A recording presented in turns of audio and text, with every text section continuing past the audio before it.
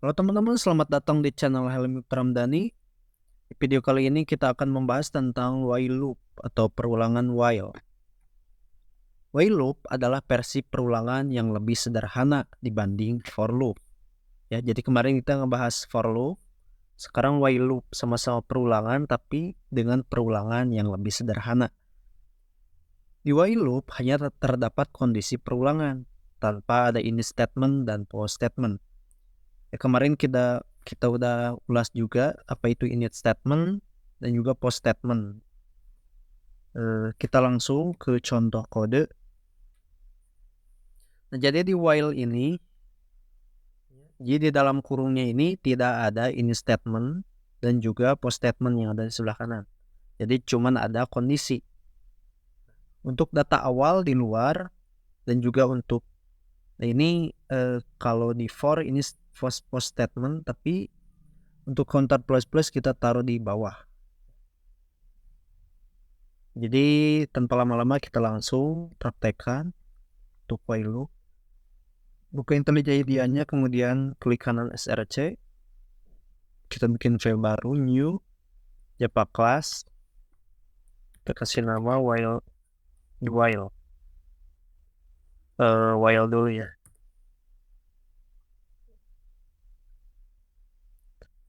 Perulangan.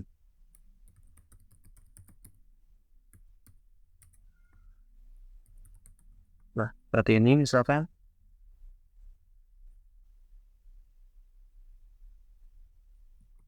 Kita buat public static void main.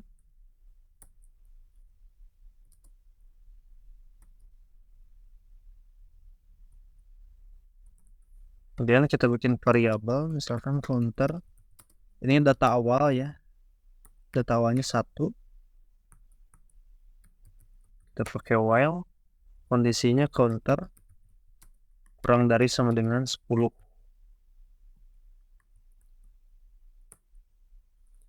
Kita print out. Misalkan perulangan ke string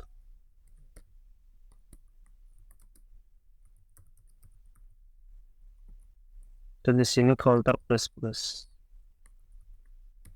Oke, jadi gimana cara membacanya? Di sini ada data awal var counter sama dengan 1.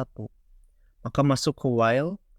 Apakah counternya kurang dari sama dengan 10? 1 kan kurang dari sama dengan 10. Jadi ini benar atau true. Maka si kode print out-nya di running. Kemudian counternya ke sini, satunya ke sini, ya, ke print out. Dan 1 ke sini plus 1, ini plus plus. 1 tambah 1 2, 2 kembali ke atas. Di cek lagi kondisinya apakah 2 kurang dari sama dengan 10, ya. Kondisinya benar, di print out lagi, muncul 2 tambah 1 lagi dan seterusnya. Kita coba running, ini harusnya 1 sampai 10. 1 sampai 10. Oke, ini masih loading.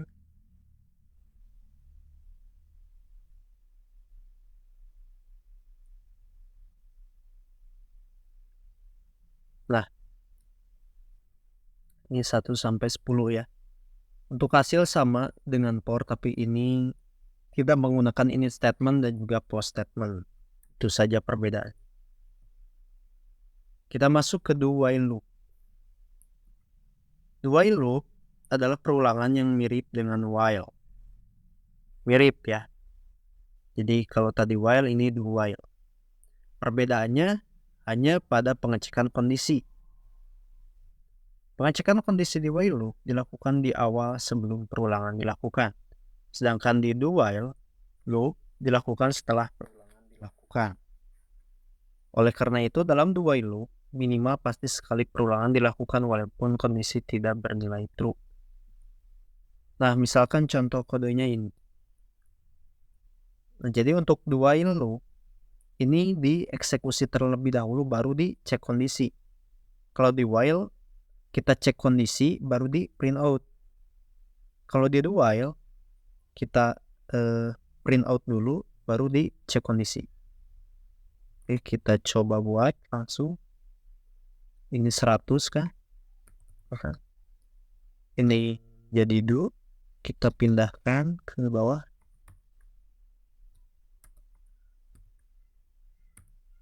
Ini jadi do. Seperti ini. Jadi cara bacanya misalkan ini counter 100. Do lakukan, maka akan di print out keluar 100. Dan 100 tambah 1, 101. Terus dicek kondisi apakah 101 kurang dari 910. Ini hasilnya false, maka perulangan langsung berhenti. Ya harusnya 100 aja ya. Hasilnya harus 100. Nah, perulangan ke 100. Jadi itu bedanya antara while dan do while, terletak pada pengecekan kondisi. Ya saya ulangi ya. Jika while itu cek kondisi baru lakukan eksekusi. Jika do while eksekusi dahulu kodenya walaupun salah, walaupun kondisinya salah. Nah, baru dicek kondisi. Itu untuk perbedaan. Dan kita lanjut ke break dan continue. Pada switch statement, kita sudah mengenal kata break ya, untuk memberhentikan perulangan. Sama dengan pada perulangan, break juga digunakan untuk menghentikan seluruh perulangan. Namun berbeda dengan continue.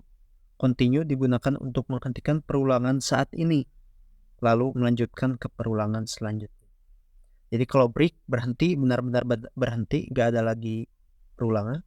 Kalau continue, menghentikan perulangan saat ini, berarti satu kali, lalu melanjutkan ke perulangan selanjutnya.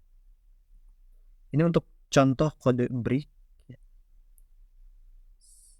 Oke, kita akan buat di sini pakai while.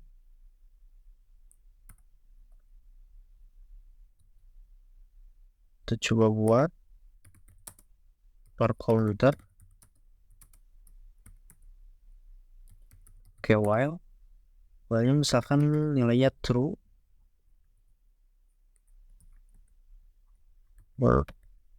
Nilainya true. Ini kita print out.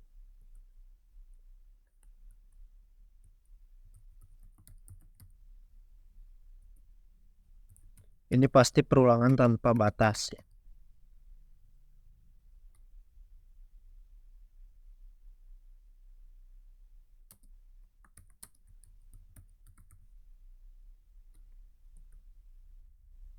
Sini counter plus.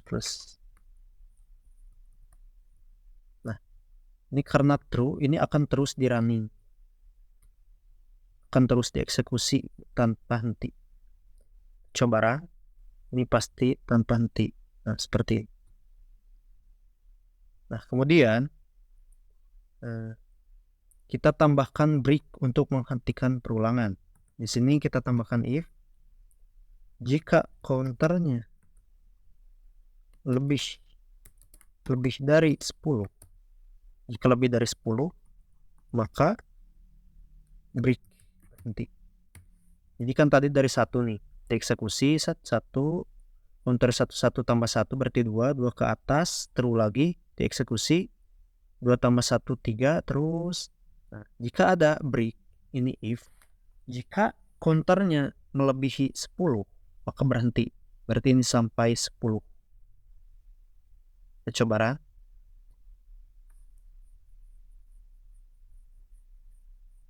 Maka sampai 10. Nah, di sini sampai 10 ya. Kita run lagi.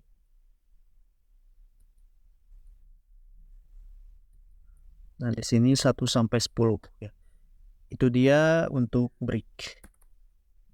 Dan kita lanjut ke continue. Karena break itu menghentikan perulangan secara istilahnya gak akan ada lagi perulangan. Kalau continue hanya menghentikan perulangan sekali saat ini saja.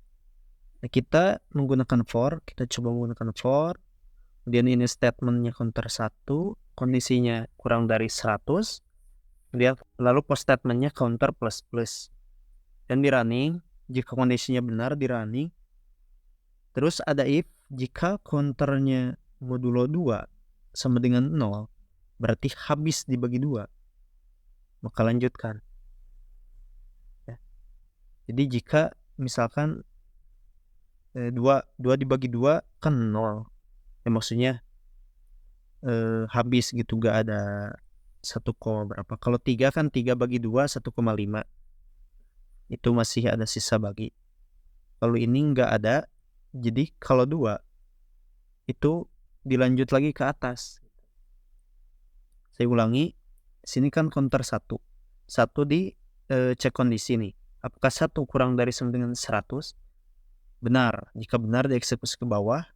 Dari bawah 1 dibagi 2 sama dengan 0. Sisa baginya bukan 0, karena sisa baginya bukan 0, itu dilanjut, continue. Oke, berarti jika sisa baginya tidak 0, berarti langsung di running. Jika sisa baginya 0, habis dibagi 2, maka continue ini maksudnya lanjut lagi, ngulang lagi ke atas. Jadi enggak ke bawah, ke print out. Oke, kita coba. Kita menggunakan for. Di sini ada integer counter 1, dan kondisinya counter kurang dari 100. Info statementnya counter plus.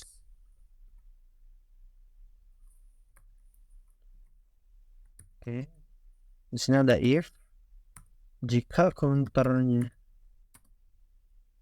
modulo 2-nya sama dengan 0, berarti habis dibagi 2, maka lanjutkan ke perulangan lagi, ke atas lagi maksudnya, continue lagi ke atas.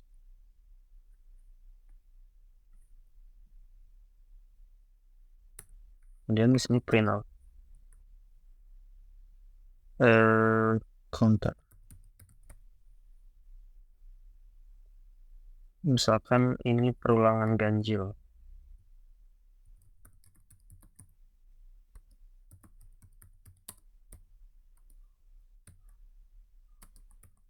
Nah, seperti ini.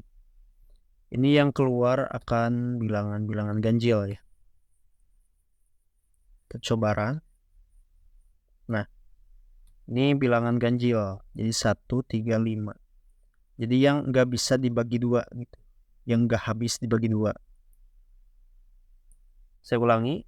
Di sini ada nilai awal, kemudian cek kondisi. Misalkan benar, maka turun ke bawah. Diperiksa lagi. Jika counternya habis dibagi 2, maka continue. Kan 1 tidak habis dibagi 2. Nah, maka di running ini yang bawah. Kemudian ke post statement, tambah 1 berarti 2 ke sini, 2 dicek kondisi, apakah 2 kurang dari 100? Ya. Jika iya, turun ke bawah, dicek lagi if counter berarti 2, apakah 2 dibagi 2 sama dengan habis?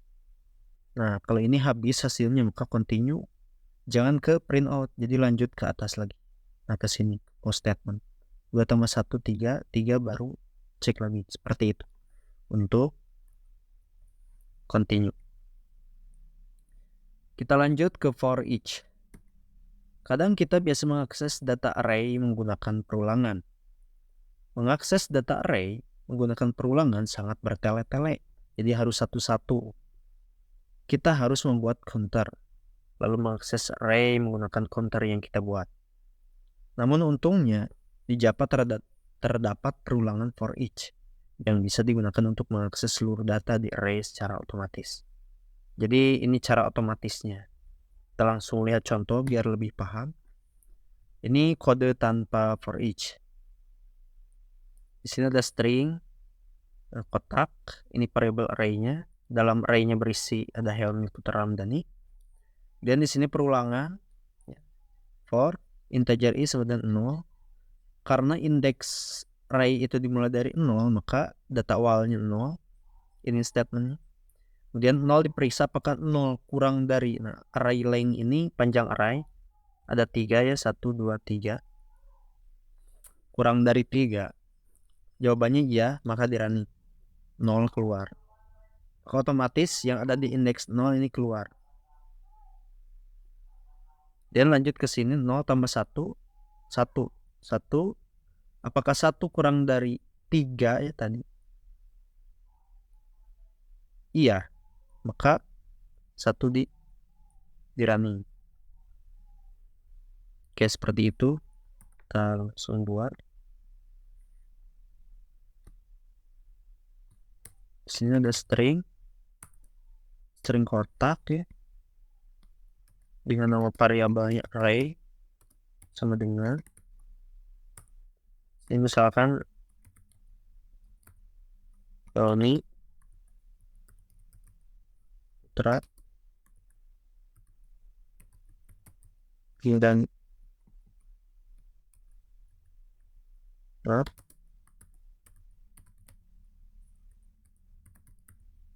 seperti ini. Di sini ada perulangan for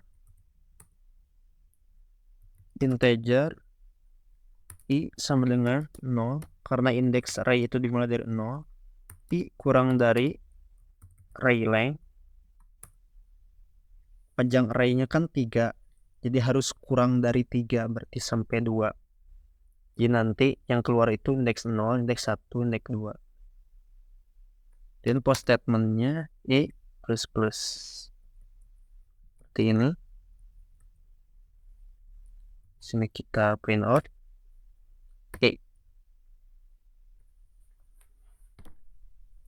Oke, kita coba run.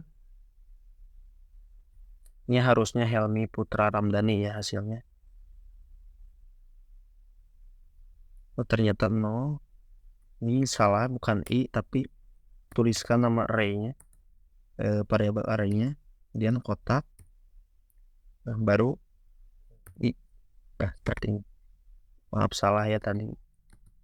Yang keluarnya malah angka indeksnya.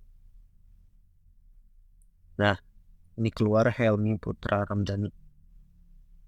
Nah, ini adalah cara tanpa for each. Ya. Sekarang kita buat dengan cara for each. Nah, ini dia caranya. Sama ya, string array yang Ramdhani. Nah, bedanya di sini kita tuliskan for, kemudian variabel, tuliskan value titik 2, nama array-nya apa. Tinggal print out value ya. Ini lebih simpel. Ini di sini kan array, ini kita hapus. Ini cuman variabel value titik 2, terus variabel array-nya apa? Nama variabel array-nya array. Di sini kita print out-nya value. Nah, seperti ini. Maka otomatis semua yang ada di array akan keluar. Nah, seperti ini. Misalkan kita tambah lagi, misalkan Mahardika. Ini juga akan secara otomatis keluar semua.